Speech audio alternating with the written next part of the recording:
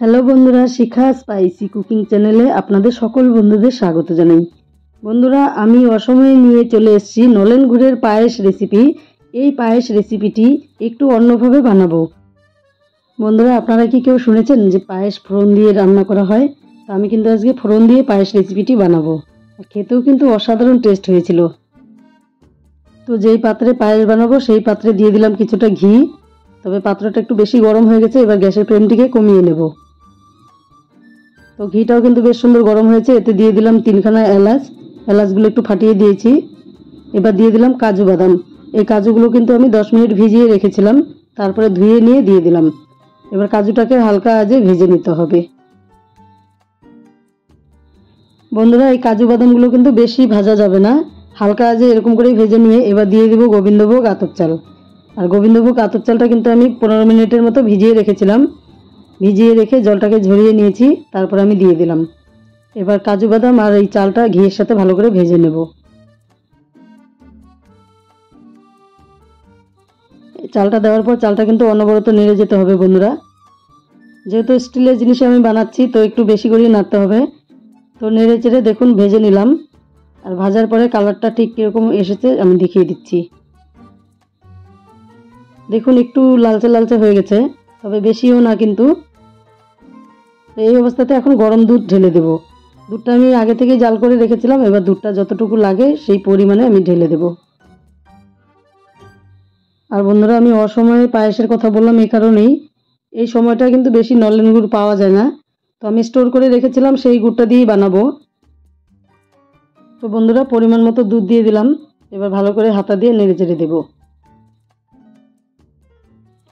নেড়ে চেড়ে দেওয়ার পর দেখুন উপরে কিন্তু ঘিটা ভেসে আসছে, খুব সুন্দর লাগছে দেখতে। এবার চালটা ফুটছে। তো বারবার কিন্তু একটু নেড়ে দিতে হবে, যেহেতু আতপ চাল লেগে যাওয়ার চান্স থাকে।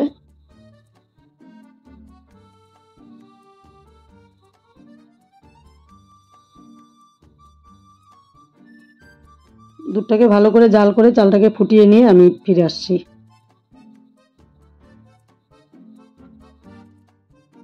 এবার এর সঙ্গে কিছুটা পাউডার দুধ দিয়ে দিব, তাহলে দুধটা যে একটা পাতলা ভাব আছে এটা গাঢ় হয়ে যাবে। দুধ দেওয়ার পর এবার পাউডার দুধটাকে আমি ভালো করে মিশিয়ে নেব। আপনারা চাইলে এখানে দুধের সাথে দুধটাকে গুলিয়ে দিতে পারেন, লিকুইড দুধের সাথে পাউডার দুধটাকে গুলিয়ে নিলেও হবে।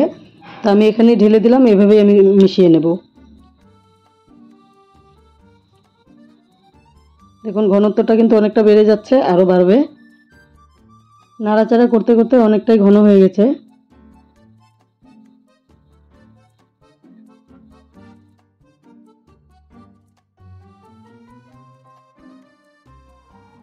বন্ধুরা, এই পায়েসটাকে আমি আরও কিছুক্ষণ জাল করে নিয়ে আর একটু ঘন করে ফিরে আসছি।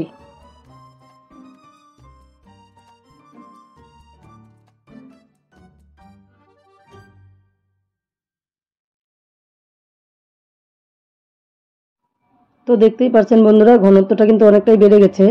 এবার আমি এখানে গুড় দিয়ে দেব। গুড়টা দেখিয়ে দিচ্ছি, দেখুন এখানে গুড়টা আমি নিয়েছি। এখানে কিন্তু কালো লাগছে রংটা, এতটা কালো না, অন্ধকারে এরকম কালো লাগছিল। তো গুড়টা দিয়ে দিলাম, এবার গুড়টাকে ভালো করে মিশিয়ে নেব।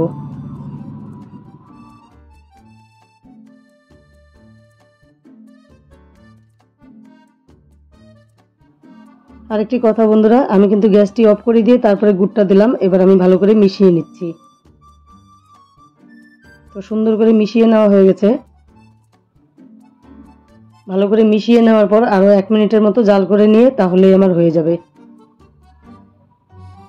তো 1 মিনিটের মতো জাল করে নিয়ে আবার গ্যাসটি অফ করে দিলাম।